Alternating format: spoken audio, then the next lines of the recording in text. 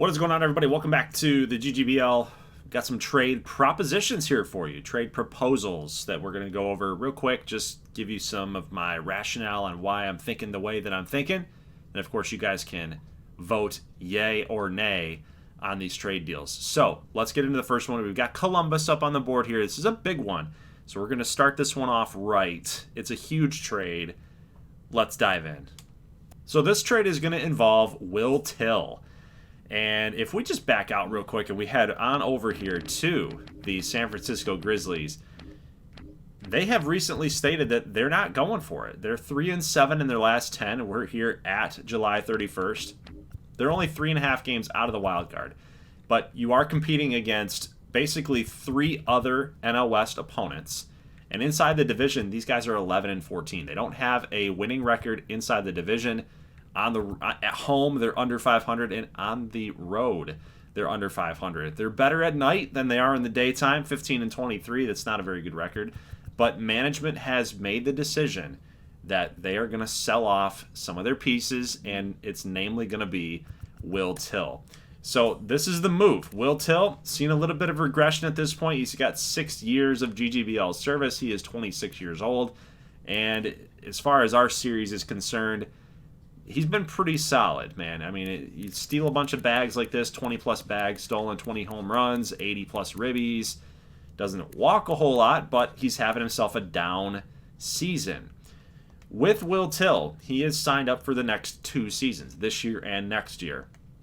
No quirks either, but he's a really good fielder, got a lot of speed as well, and he's a decent hitter to boot. The problem is with the Grizzlies is they're kind of old. I mean, outside of Parker Burnside and Vincent Bonds, 24 and 22, Robert Hayes is 23, Lead's 24. They're a little bit on the older scale, and they got a lot of CPU generated players like Wyatt Street, Julio Novoa, Keibert Romero is not even on the team. He's at the River Cats in the AAA system here. Rocco Farmer, 26 years old, the C potential. So, they don't have a ton of players that have a little high potential rating, right? So they're looking at this division, how competitive that it's getting, and they're trying to see the writing on the wall a little bit. They're being proactive. They understand where they're at, and who they are. So they're going to approach Columbus. And honestly, Columbus, they need a third baseman. They need a little bit of a speed threat, little power threat, just like Lonnie McQueen. And Columbus is going to go all in. They're going to go all in on shoring up that infield. Third base is probably the weakest place for them. And the trade that they're going to go after, they're going to acquire 2 starting pitchers, namely the one being Miles Hendricks, custom player, 21A, 74 overall rating. You can see that he's got a lot of velo. 99 on the 4-seamer. He's got a slider, a splitter, a sinker, so he can move it with the secondary pitches, left-hander as well. But in order to get a good player, like a 90 overall player, plus for Will Till, you got to give up something. And 103 Ks, 33 walks, 9 quality starts for Miles Hendricks here. And we take a look at his quirks. He's got homebody and night players, so he's a decent player. Plus, he's a little two-way player as well. Got some speed. Got to get him some two-way action here. And honestly, it's a good trade for me because I can't really manage 3. If Miles Hendricks ended up getting in the GGBL level, I can't manage 3 two-way players on one single organization. So Miles Hendricks is going to be the guy that gets moved over here to the Grizzlies. And just take a look at what he's going to bring here. He's pretty much one of their better pitchers as far as potential goes and rating is concerned. So the Grizzlies get a good one in Miles Hendricks. They're also going to acquire this player here, Steven Pinto, a 23-year-old A potential pitcher, 6'4", not a custom player, but he looks pretty darn good. Slider, curve, changeup, pretty standard mix. But he is 5-4, decent ERA in the minor leagues, 11 quality starts, and a good walk to strikeout ratio. So I do like Steven Pinto here. They're also going to acquire one more piece, and I think it's a decent one for them because they do need a little depth at their first base position in their organization, especially just considering that Robert Hayes, he's 23, he's 82. He's probably not going to lose the job, but they got Carlos Santiago, who's a little old, right, at 32 years old. They need to start thinking about the future if Hayes is just not going to end up being the guy. Like, he's still young. He's still kind of figuring it out here. But, dude, 31 bombs, 24 homers. Every single season he has regressed. So that is kind of a concern here for San Francisco. So they're going to go out and try to acquire this guy. He's a middle-of-the-road type player, 24 years old, 70 overall. Probably not going to be a dude that takes over the job of William Hayes. But you never know what's going to happen. So you got to kind of prognosticate a little bit. That's the word of the day, by the way.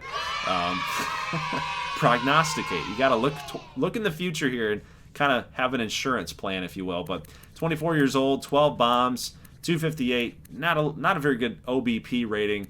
Does have 4 errors over there at first base, but he's a fighter. He performs better in the 9th inning, so he's a walk-off candidate by the looks of it. Got some good power against righties, 70. Good contact against righties as well. Hits righties better. He's a switch hitter, first baseman. I think I kind of like that.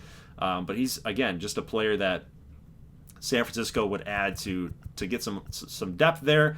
I just don't think that, this is a good trade at the surface level, right? You get Hendricks and Pinto, 2 potential young pitchers for a guy like Will Till. But I think just adding in that third piece allows San Francisco to really get an extra hitter, right? Get a little extra depth there and get some extra worth out of Will Till. They're losing a 92 overall player. So let me know what you guys think about this one. Again, 60% yes votes will make this trade pass, but that's my rationale. If you don't like it, that's your prerogative, but make sure you guys are voting accordingly. All right, guys, so our next trade up on the board is Carolina and St. Louis. So the Maroons and the Blue Sox are going to team up for a trade here. Jack Chavez. Good trade for anybody that's acquiring Jack Chavez because he is going to give you the end of this season plus the playoffs, right? And next season in totality, so 2026. Big thing with Jack Chavez is you look at his numbers here. He's obviously a very good pitcher dating back to season number 1 of this series. 175 Ks, 40 walks. That's really about what he does on average. He's going to give you a lot of quality starts. He's a good pitcher, so don't be fooled by the overall rating. Don't be fooled by the age and the potential, right? Don't be fooled by that stuff because it's all relative, right? We don't have a lot of 90 overall players in this roster file. So Jack Chavez is one of the better guys, right? The thing with the Maroons, what they can offer Carolina is they're going to offer this catcher, not the key component here of this trade, which I'll get to in just a second with Keelan Okoye, but this catcher here, Juan Franco. We'll take a look at the catching situation here for the Blue Sox. They're kind of old at the top, and then they've got a couple deep potential players. We got Bo Westbrook, who's a 62, 20-year-old catcher, probably not gonna make it. I'm just gonna throw that out there. It's 62C, probably not gonna make it. So they could have gone after a guy like Chip Newell, but he's 27. He's kind of getting up there in age. He's got some good power, but really not very productive. 10 home runs, 198. I don't think that's very interesting. A guy like Juan Franco, look at the contact, 75, 78. Not so much on the power level, but the clutch and the discipline and the vision actually should play well for him. He's 6'5", 22 years old. Got some decent hot cold zones. Good fielder as well. AAA stats, a little underwhelming there at 238, but he's a catcher. I'm good with that. So Juan Franco would step in and be like, I'd say the third best catcher. He would probably be my starter at the AAA level above Rocco Sams. Even though Sams looks like he's an all-star or he's a league leader at the AAA level. I think that's just all-star is what that is. But he's got some good hot and cold zones too. But he's 28 years old. And you've only got 2 more seasons with Quentin Weiss, who's seeing a little bit of regression here as well. And he has career year last year, 29 home runs, 8 this season. He had a good year. He had 1 good year. So I think if you're seeing the writing on the wall, maybe Franco is a guy you'd want to add to your roster. Plus, they don't have a lot of depth here either at first base. I think Henry Castilla would be a good addition. St. Louis has some guys here, some younger guys that could be on the come up, but they've also got Amoros and Tyson Cobb. They could afford to lose a guy like this. Plus, they have him on a 5-year deal. So it gives Carolina a little stability there at first base. Because when you compare Castilla to Mitchell Quick, you're not going to really see that much of a difference. You see the contact against righties, lefties, -7 this season. Decent power numbers, decent fielder, right? He's not too quick, even though he's Mitchell Quick. But his numbers, 15 home runs, 17 home runs, year 1 and year 2. He's been a very solid first baseman for Carolina. But Henry Castilla, look at what he brings to the table. They're very similar in what they bring to a lineup. But you look at the MLB stats, he's never really had a chance. You look at the AAA stats, got a decent OBP at 335, right? I'd say that's pretty good, right? 12 home runs, 41 ribbies, and he walks a little bit too. Slugging, 414, could be a little higher, but it's okay. I think that Castilla steps in as the number 2 guy behind Mitchell Quick, and he's a left-handed batter, and Castilla's a right-handed batter. So you could have a little platoon happening there for Carolina if you would like to go that route. But now, so the key piece in this trade, if those 2 guys didn't catch your fancy, organizational depth with Castilla and Franco, I think the key piece here is Keelan Okoye, 26-year-old, a potential player. He is on the come up. He's on the rise. 99 speed, very fast. Got a really solid arm at 91. Could work on the accuracy a little bit, but that's part of the deal. He's little bit of a project, but 5'7", decent power hitter. Could work on the contact as well, but he's kind of the dude right now. If you're looking for a Seiko Ichiman replacement, and I say that a little tongue-in-cheek because Seiko is a hard player to replace as it is. He's a 91 overall player. But Keelan's kind of blocked right now. He's blocked behind Carvajal. He's blocked behind Andrew Donovan that can play anywhere. He's kind of getting blocked by Steve Nunez, who's also an A potential 75 overall player. And we know the third base, second base situation, right? We know the shortstop situation with Paxton Dallas. He's just blocked. There's really nowhere for him to go. He's going to be rotting for his entire career in the minor league level. So seems like a good option for Carolina. They can build Keelan Okoye. And honestly, when you look at that Seiko contract right now, he is vastly underpaid at $30,000. Apparently, he's good for that. But his contract is up at the end of this season. He will be a free agent unless he says that he wants to go back to Carolina. So if you don't get a Seiko Ichiman replacement somewhere, I look around and I'm like, well, who's that going to be? Because Bermudez can't play short. Steven Song can't play short. Scotty Horn is not ready to go. You got Damian Wright, who can't play shortstop. And then, these other guys like Eubanks at a 70, he can't play short. Manny Elez can't play shortstop. So we already looked at third basemen. Like Eddie Garlobo, do you really give him the chance? He's a 78. He's not bad, but he's 29 years old. Kyle Saul, 64. He's not ready. Not by a long shot. So, I don't know, man. I think it's Keelan's time to get a little love, and it's an insurance policy, right? You're going to lose Jack Chavez for the sake of getting some pretty good players back, and Keelan Okoye stepping in as the backup third baseman behind Song, who's under contract. You got Bermudez, who's likely to come back with that overall rating that he does have. He's not going to ask for a ton of money, but really what this is it's a chance for Seiko to come back, right? Still get some money, right? Get paid, come back, teach Keelan a little bit on the side. But if he doesn't, you need a guy that's got some potential there to be a pretty solid foundational piece for the future. And I think Keelan's probably a guy that can help them do that. So might be a little bit of a tough sell, but I like the trade. Let me know what you guys think in the vote. All right, guys, next trade up on the board here. Admittedly, I tried really hard to make this thing work, but I'm looking at this like the Revolution. They really need another reliever. I think a big thing for them is pitching. You look at their starters here with Franz as their ace. You got Jewel as the number 2 guy. Chucky's a 79, but he's a youngster, right? And then it's just a very big drop-off, right? Plus their relievers, I mean, they're pretty decent, but look at this guy, Chad Sexton's. He's not even up on the team.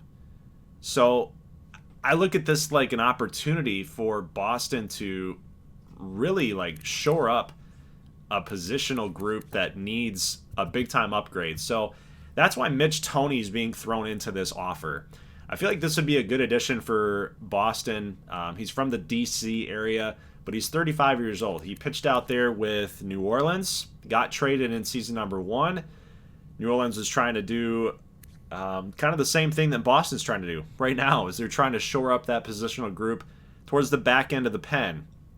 If Boston's going to make a push for the postseason, one of the biggest things to have postseason success is you got to have good pitching, and you got to have a good bullpen as well. So Mitch Toney's not a bad player, but he's not getting used. He's got 19 games on a very bad Philadelphia Flight team, so they can't even use him in spots to go get holds or to go get saves. Plus, you throw in the fact that they have a guy, Shea Gallo, who's making $5.9 million. He's got 2 more seasons left, but he's the younger guy of the two.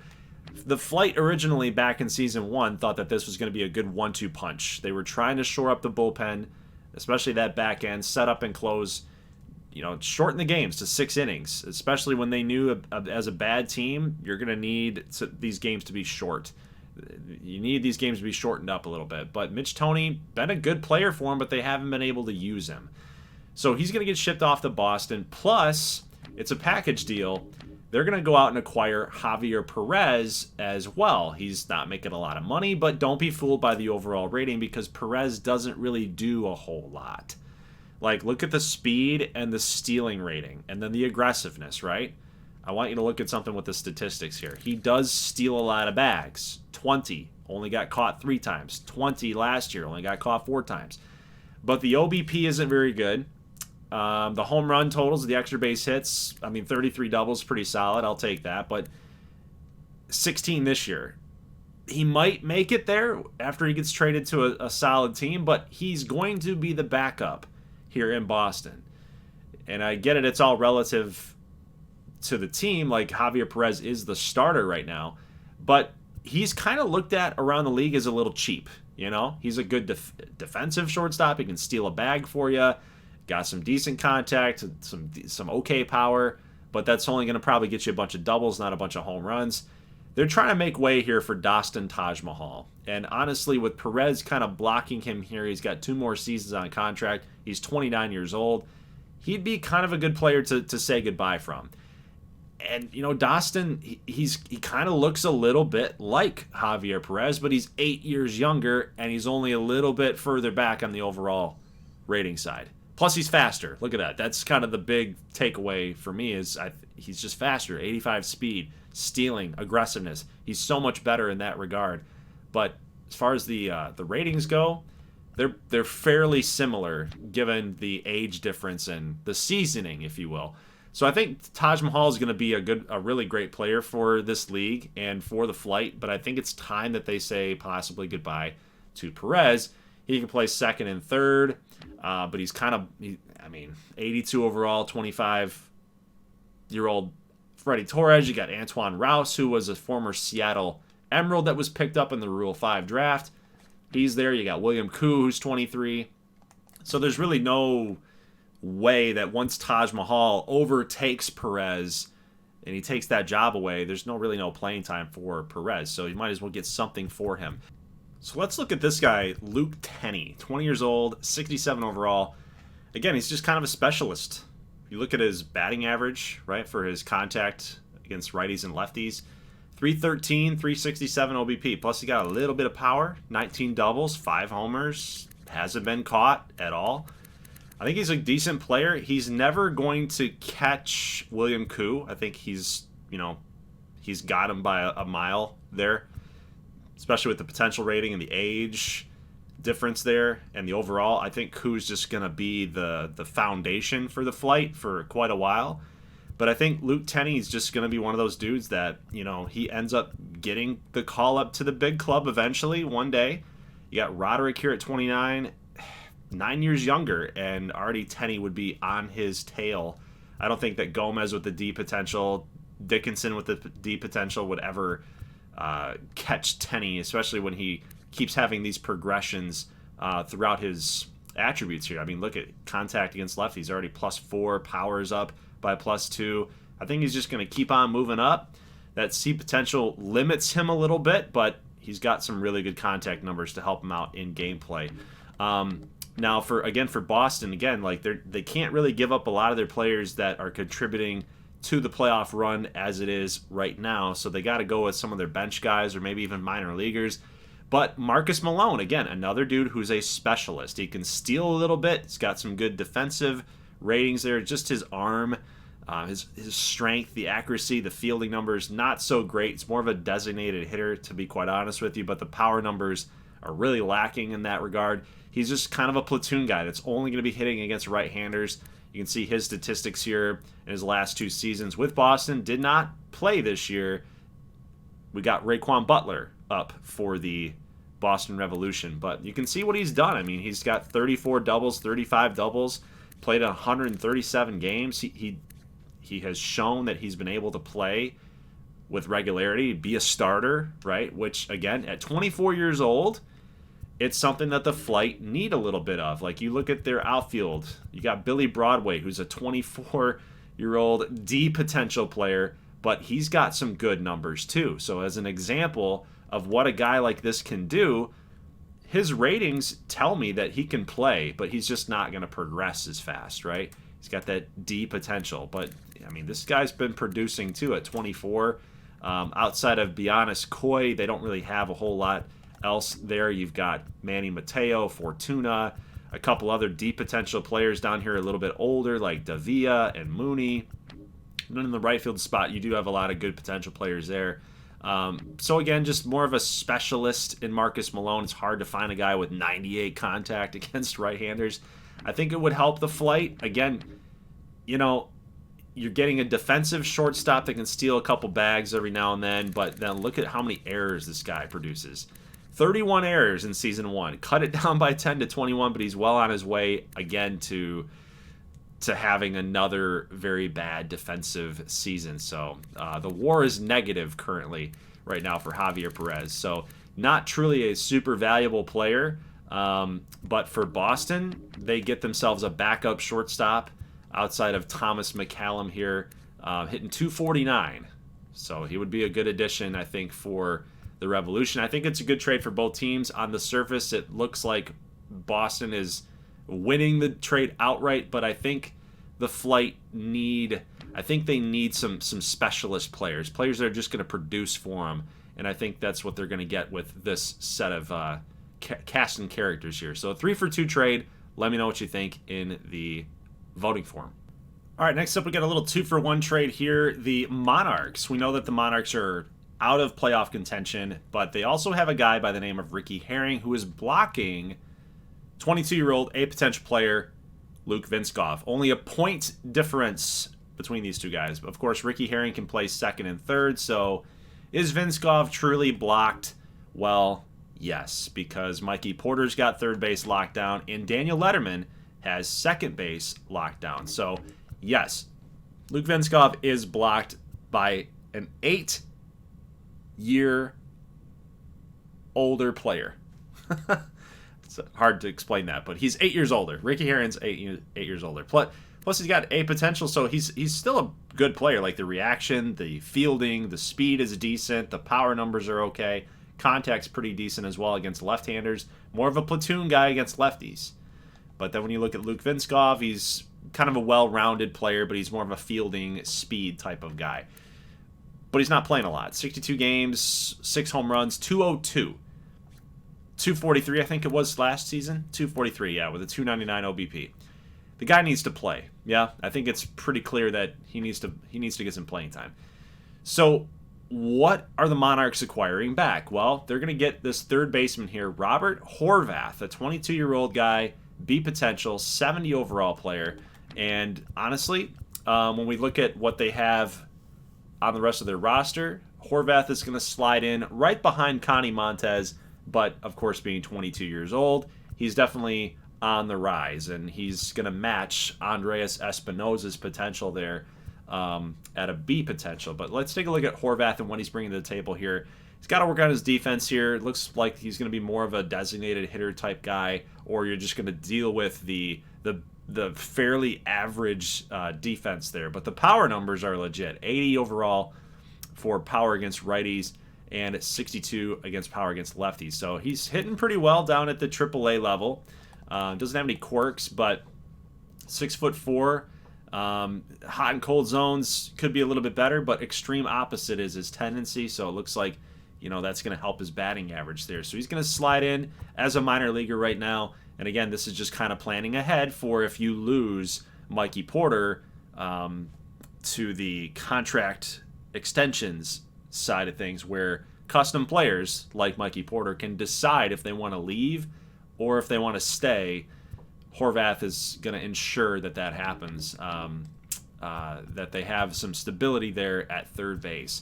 Now, GB Wallace was a guy that was just drafted in season number 2, and he's performing pretty well here. 296, 3 doubles, actually 3 triples, 21 doubles, 4 home runs, 12 stolen bases. Got to get working on the caught stealing a little bit, but he's got 1 error in center field out there. 2.4 WAR, which is pretty good, pretty decent. He's a homebody. He's got a little quirk as well. He doesn't see a path to eventually getting up at the GGBL level, and I don't really blame him here. You got Javon Brown, who's 27, left fielder's side. You got Jesse Vogel, who's been playing well. You've got Zuniga here, who's young. You got Dorda. You got Wolfgang von Dietrich. It's a very young outfield, especially in the minor leagues for the Miami Moonshots. So I kind of agree that GB Wallace, he's got to find another home. And I look at the Monarchs as a potential landing spot, because you look at the potential ratings here. You got some D's, you got some C's, you got a little older guys in there sprinkled in. Plus Wallace Hayes has 2 more seasons on his contract. Right fielders, a little bit older on the older side. I think it's important for GB to get some playing time, and I think the Monarchs are like a kind of a best case scenario. So that's a trade that we're proposing, that Ricky Herring move on to Miami from a team that's not doing so hot in Kansas City and gets moved to a playoff contending team in the NL East to Miami. Let me know what you guys think in the voting form. Next trade we've got up here on the board, we've got Rico Ramos Jr. and Miguel Ramos. Going to team up here, guys. So Miguel Ramos, of course, if you vote for it. But Miguel Ramos, 2 years left on his contract. We've seen him pitch a couple times. He has never had a winning record in this franchise series, in this league. But he does post some really darn good numbers. Like, he limits the home run ball, got a lot of strikeouts there, and limits the walks. And ERA is pretty good for a bad team. Got a lot of quality starts in there mixed in, too. So he's a good pitcher, probably can give you 3 more seasons at maximum, right? Pitchers, they usually start dying off at about 35, 36, yeah? So Miguel Ramos on the board, being moved from the flight to team up with, I think, his cousin. We'll go with that. But they're both from California, so it kind of makes sense. But Rico Ramos Jr., that is not his dad. Okay, they're 4 years separated here. But Miguel Ramos, not a custom pitcher. But I think I like the storyline here that he's going to team up with his cousin. We'll make that up. But I think that Phoenix is getting kind of tired of Caleb Matson. You look at his hits per 9, he's a 34. But you look at the walks and the K per 9, they're very good. Yeah. And he's never been able to really quite put it together. Look at the ERA, high ERA, but look at the strikeouts to walks. Like if you're looking for a strikeout, if you need a strikeout situation, Caleb Matson's probably your guy.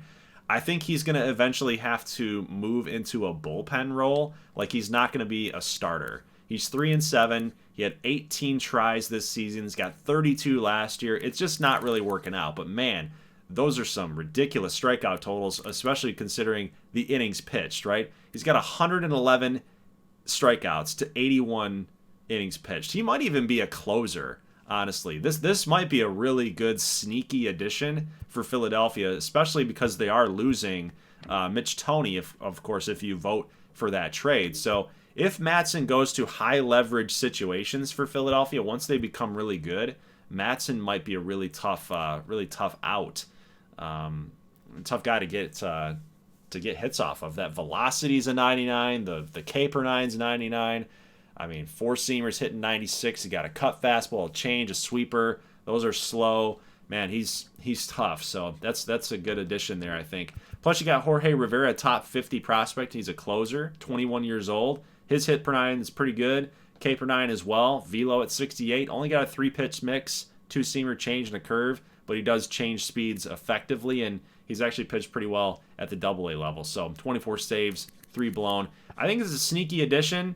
You're not honestly going to get a whole bunch for an 82 overall, 30-year-old aging starting pitcher, but they definitely need pitching. Do the Firebirds? They're actually, if we back out here, they are rated at 23rd in pitching and 23rd in defense. So Caleb Matson, guy gives up a lot of hits with that defensive output that the Firebirds have.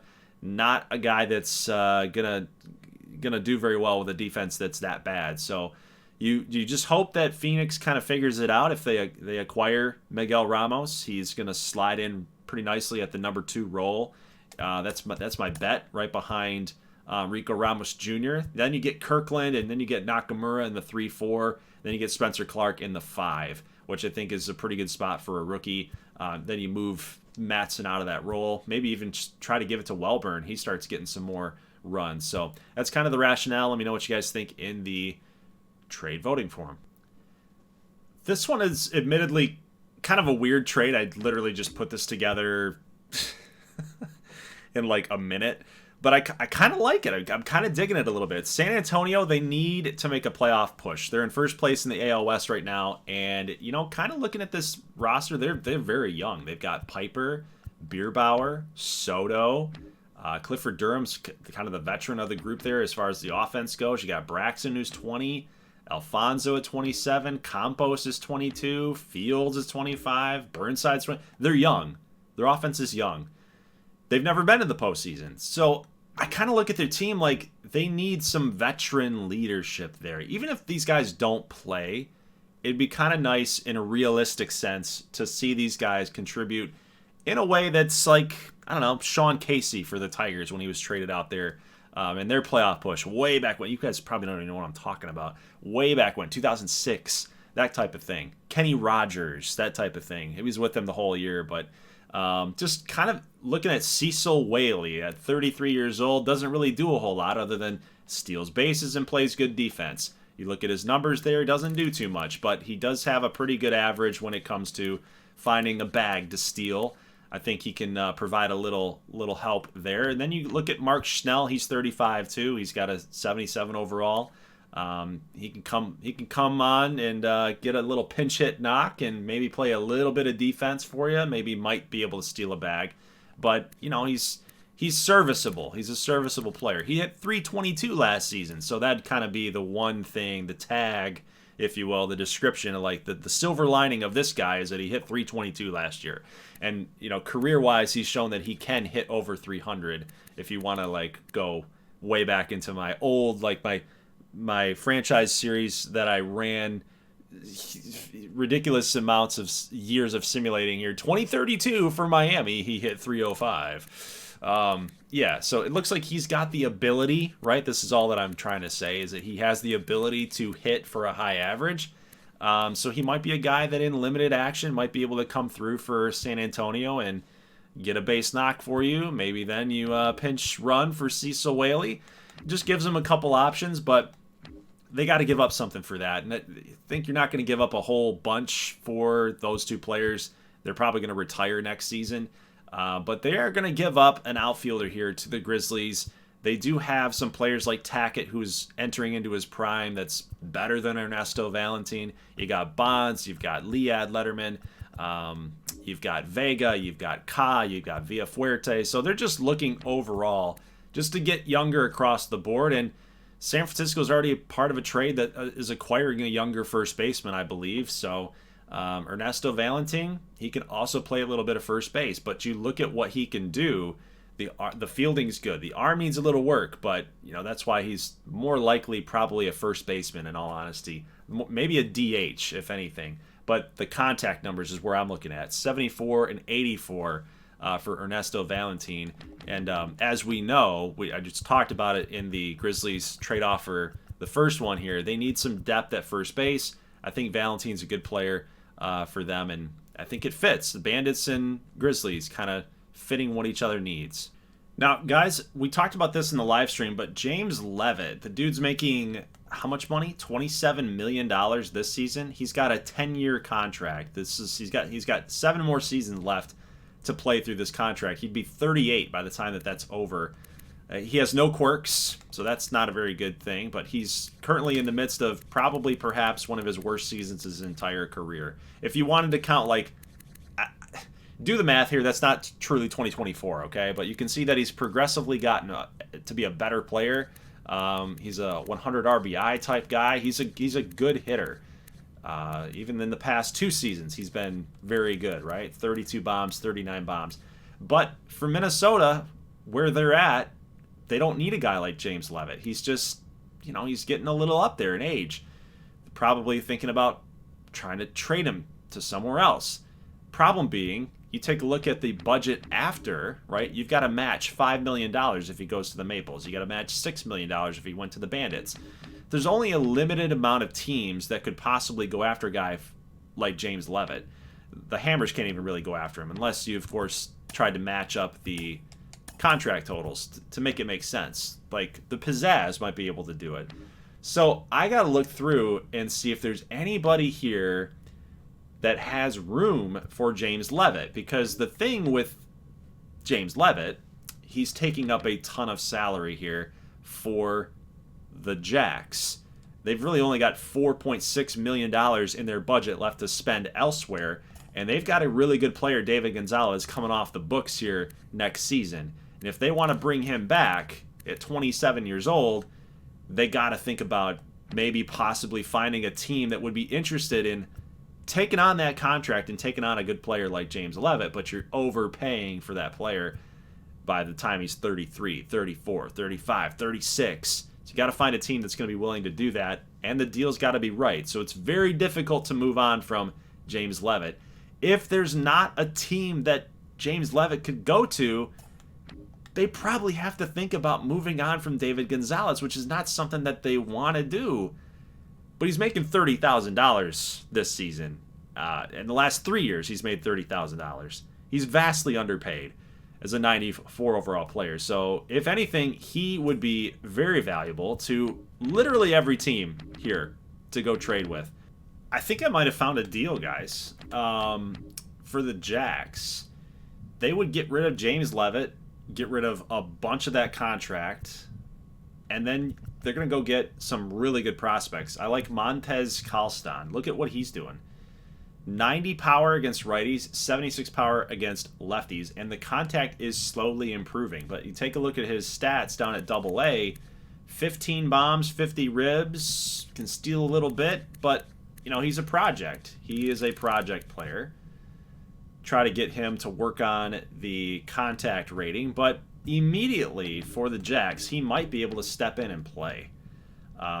He would be able to at least compete with Dirk Bryant and Bill Perkins. And I think Perkins at 162 across 88 games, probably not really getting it done. Maybe they want to give this guy a chance. 24-year-old, 71 overall A potential, plus Dirk Bryant. I mean, look at his numbers. He's pretty good. 82 contact against righties. Hit 252 at the GGBL level last year, 346 at AAA. So if anything, with the Jacks season, how it's going, maybe they send Bill Perkins down. Maybe they send up Dirk Bryant and they give Montez Kalston a chance, and they kind of duke it out between each other to see who's the better man. But, I mean, also, when we look at Caleb Hartman, he can play second base. And, honestly, that's kind of where I see him fitting on this roster. You look at a guy like JT Patterson's got A potential, but he's kind of balanced all over his game. I look at Carson Vine, who can also play shortstop, and they've got this thing with Nashville where Carlos Casto, he's down in AAA, and he's not doing terribly, but he's 28 years old and he feels like he should be playing. And Caleb Hartman, let's talk about him real quick. He's never truly been able to show that he could get it done here at this level. A lot of strikeouts, guys. A lot of strikeouts. Not a lot of power. Not a lot of contact either. His batting average has not been very good. And his stats would tell you that, he's not terrible of a player, but I think it comes down to the vision at 46. And I think that when you've got a guy in here like Ken Comer at 21, he's 67A, he's got 47 vision. Maybe they want to give him a chance. Maybe they want to shoot over Carson Vine to shortstop and let Casto play. Maybe they want to give Maldonado a chance at second base, right? Give these guys an opportunity, because it seems like Caleb Hartman, he's aging a little bit and he's not really putting it together. So those two players, Hartman and Karlstad, two A potential guys, would probably immediately step in and compete. I think it allows for Jamie Lane to also move over to another position. Maybe Johnny Redmayne can come up now as a 79 and win that starting job. He can also play a little bit of outfield too, which there is now going to be an opening thanks to James Leavitt leaving. So I think this is a good deal. I think Karlstad can come in and compete at third, and I think Caleb Hartman can come in and compete at second base or shortstop. And at the very least, even at A potential, he might be able to be kind of a backup to Johnny Redmayne. But we'll see. We'll see. If you guys like this deal, let me know. It doesn't seem like much on the surface to get a 94 overall player, but I think the Heat, with where they're at, you look at what they've got going on here with their team. They got DEGs up for contract negotiations, but $9.9 million left to go. You got Royston, who maybe they'll re-sign. You got Triola, who's a good player. Villalobos probably going to be asking for some money too. They've got some contracts coming off the books, but they still got money in order to spend. This is the type of move where, the Heat, I don't believe that they're competing for a playoff spot, but you look at that, and immediately I'm thinking that maybe it's next season is the Heat's year, especially with now a better offense, right? You get Leavitt in the mix. They're 5 games back. So if you swap out some of those prospects for a guy that can rake, maybe they can get that offense to move along here. Maybe they might be the team that gets hot, just like the Colorado Coyotes did. We've also made a pretty big deal about the Reapers. They're 46 and 45. The Cardinals have just been killing it. But you look at where the Reapers are at. They're 2 games back, guys. They're not totally dead yet. They're not out of this thing. So they're going to stand pat as well. They're not going to really make any moves. I know we were talking about possibly moving on from Xavier Hawkins, the shortstop, but he's also going to stay. Cyclones, hard to say with really where they're at. 4 games back. You got the Nuggets here. Might be trying to move some pieces as well, because I think that they know that their season is lost too, and they've got to make some room for some of those younger players on their roster. We have a pretty crazy development here happening with the Wisconsin Maples. Just got word from Avante Duckworth's agent that he wants out. He wants out. He wants to be traded away. He doesn't appreciate the fact that he's a designated hitter, that he would love to play the field, but look at what he's done, guys. 10 errors, 18 errors, 17 errors at second base, no less. He's not playing shortstop, but man, the guy can hit. He can really hit. 17 bombs this year, 30. Very consistent player as well. Doesn't have a ton of strikeouts. Very good player. Problem is, look at where they're at in the standings. They're 4 games above 500. Does it make sense for the organization to say yeah, go ahead, yeah, let's move on from Avante Duckworth? That's killer, man. But they are 2-8 in their last 10. But that doesn't mean much to me, because I look at where the AL has gone, and a lot of teams are still in it.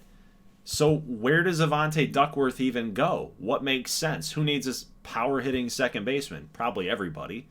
Now, guys, I thought really long and hard about maybe finding a trade that works for the good boys. Get Duckworth over here. We're first in everything in the league other than power. And what does Duckworth do? He's a power hitter. But honestly, I can't truly find a good trade to work this thing because I thought about giving him some good potential players like George Peralta, but you got Jimbo Crawford in here, you got Carmine Feliz. That didn't really make any sense. You look at shortstop, we don't really have too much there to offer. Outfielders, just nothing really there to make sense for Duckworth.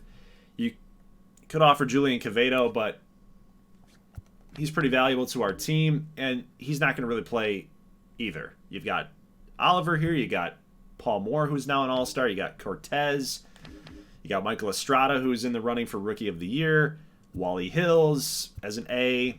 It doesn't make a lot of sense, so I can't make it work. So we're moving on from the good boys idea. So the tough thing with this trade here is I've got to try to balance both teams trying to make that playoff push.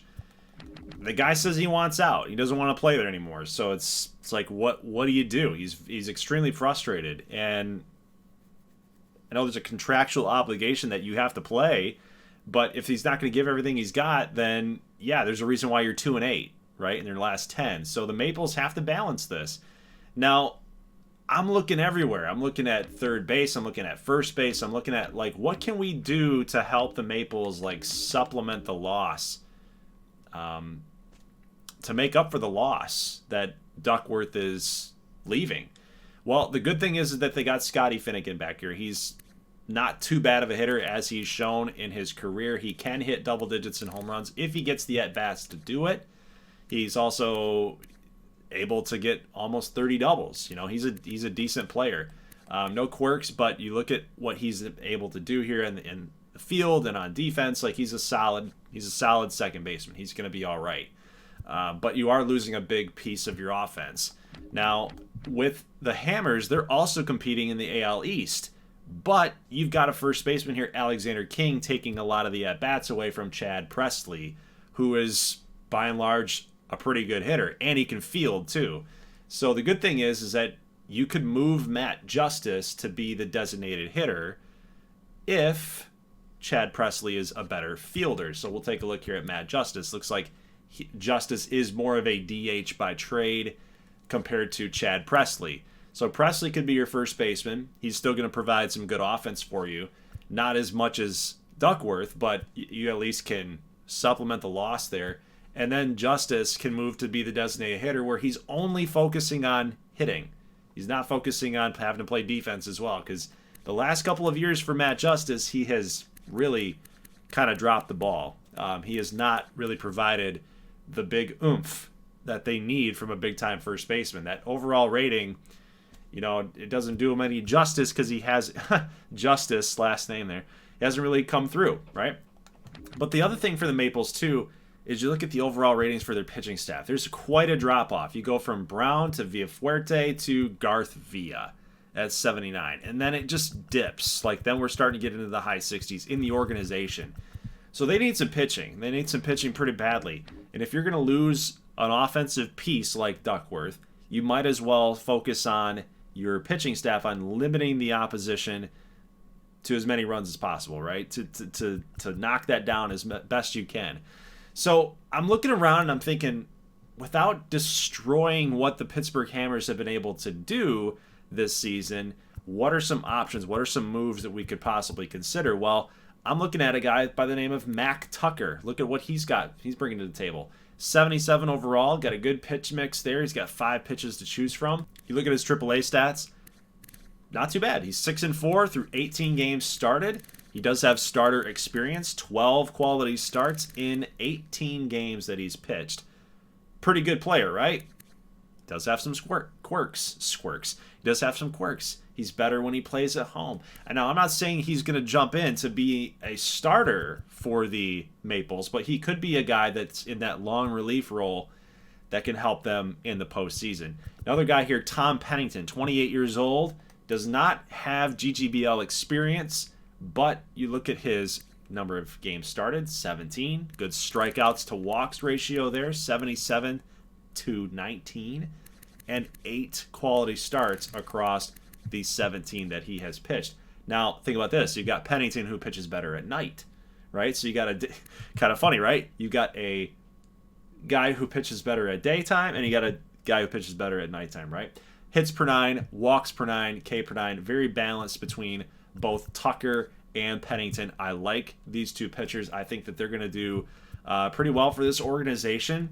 And they could just plop right in here to the bullpen for the Maples. I think it's a decent trade. Again, just trying to balance, not trying to ruin what both teams have done and accomplished this season, because this type of trade, when you're trading starters away and big key cogs in this offense, you just don't want to bust it up too much. But Duckworth would be a huge addition to this team, the Pittsburgh Hammers, really putting the hammer and the thump in this lineup. What do you guys think? So we've got a move here between Atlanta and Seattle that you guys can vote on. Tough call, I got to admit, but Atlanta is currently 6.5 games out of the wild card, and it looks like Jimmy Robertson might be gone. This is his last season on contract. He'll be 30 years old next season. He has seen some regression. More regression than progression, I will say, but he has been a darn good pitcher for the Atlanta Sting over the course of his career. But we know full well that Seattle needs pitching. They've tried to address it here with Kazuhito Suzuki. They traded for him from Miami in the offseason, and it's really not working out for him. Thought that a change of scenery might have been the recipe for success for Kaz, but it hasn't worked. Zeke Zachary has also not been very solid for the Emeralds here in the last couple of years, but last year was a better year, 15-9, 7-6 so far this season. But actually, this season's been his best year as far as ERA goes. But man, he is inconsistent. A good ERA, bad WHIP. You don't want to be in the 1.4s with WHIP. Normally, you want to be around the 1.1s, 1.2s is even acceptable.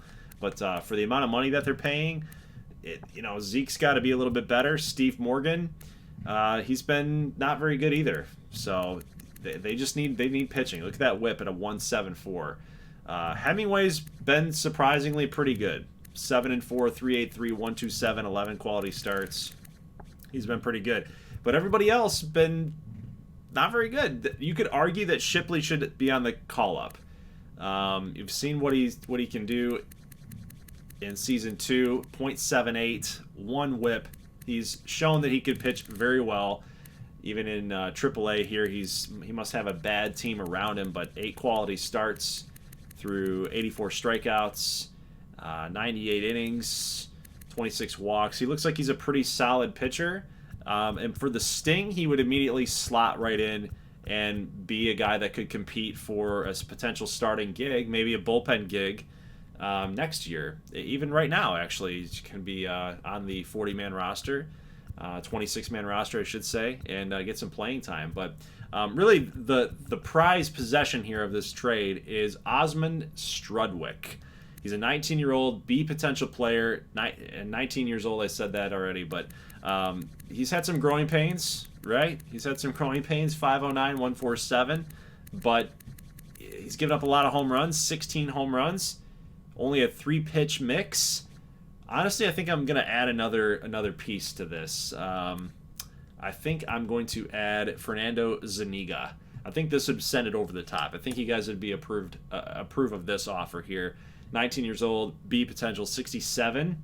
Is he gonna crack the GGBL roster for the Sting? I don't think so. I think he's probably gonna be in the minor leagues. But Zuniga's got 80 hits per 9, walk per 9 pretty low at 42. It's not gonna strike out a bunch of people, but does put the ball in play and allows the defense to work. 16 games started. He's 9-2, 10 quality starts. I think this probably is the better pitcher of the two between Strudwick and Zuniga.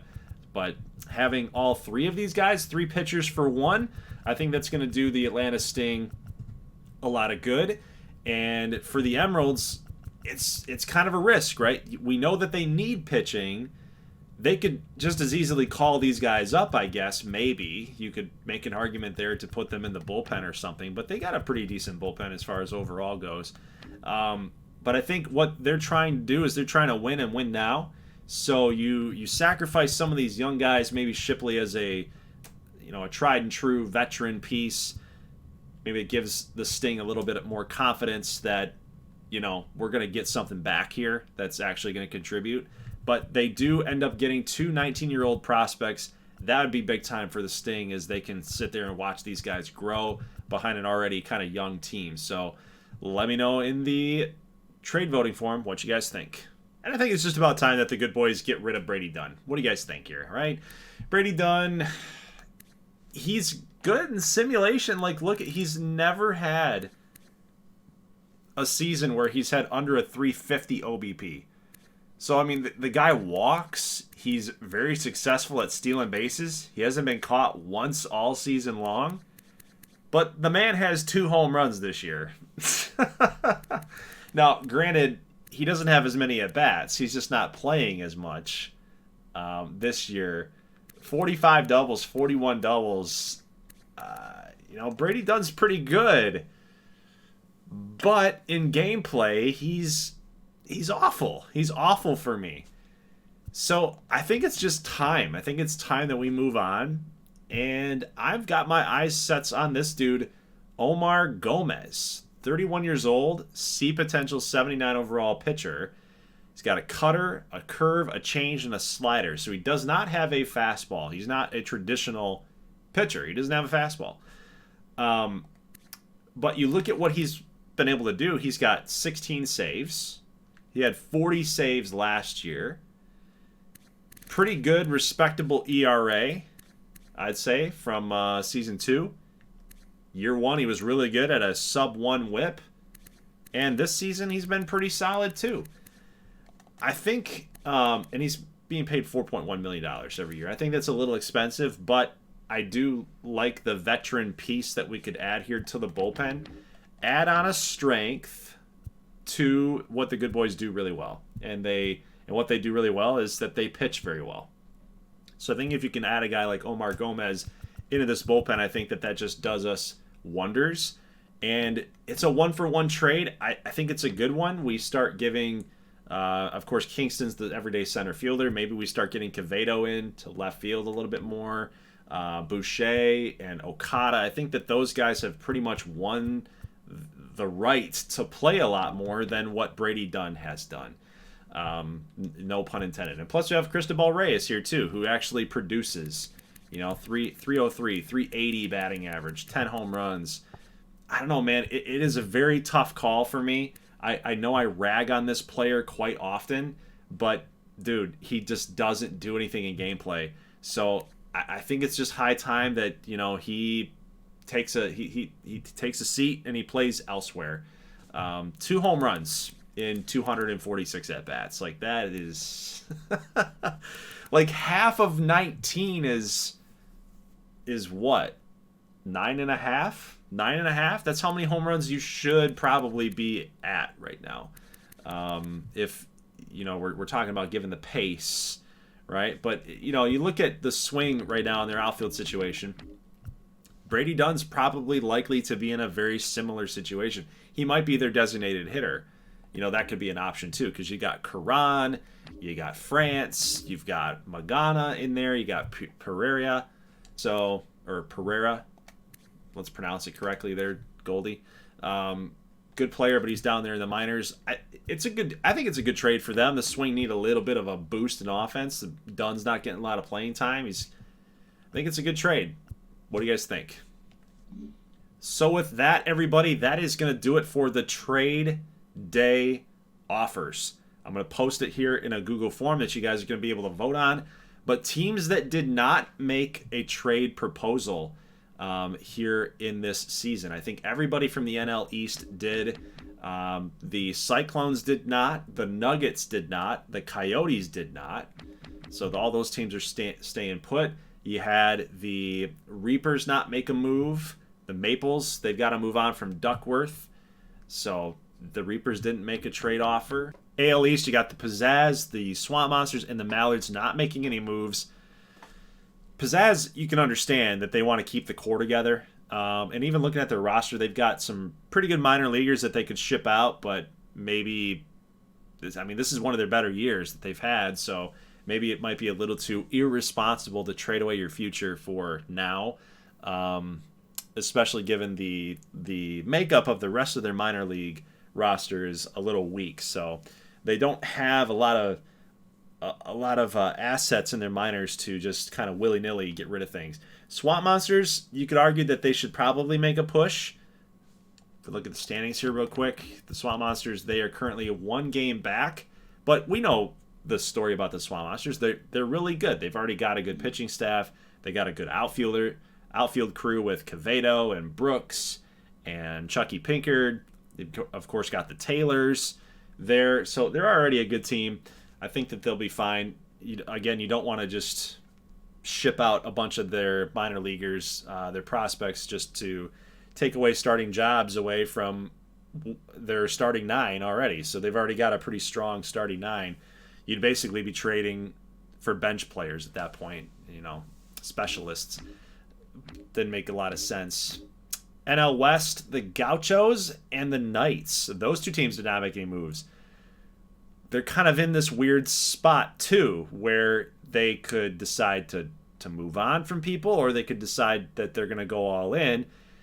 One team is above 500 by a game, and the other is under 500 by a game. So, they are competing against the Emeralds and the Mighty Beavers, two pretty darn good teams as it is. But, this division is wide open, and maybe the Knights feel confident. Maybe the Gauchos feel confident. And, again, they were kind of in the similar situation where you don't want to just sacrifice the future and be irresponsible either. So, Knights and Gauchos couldn't find a trade partner. You got the Copperheads there, too, at 48 and 42. They did not make any moves. And, of course, the swing, the one trade with the good boys, Monarchs and Heat, they were involved in some offers. And then we're back here at the NL East. So, guys, that's it.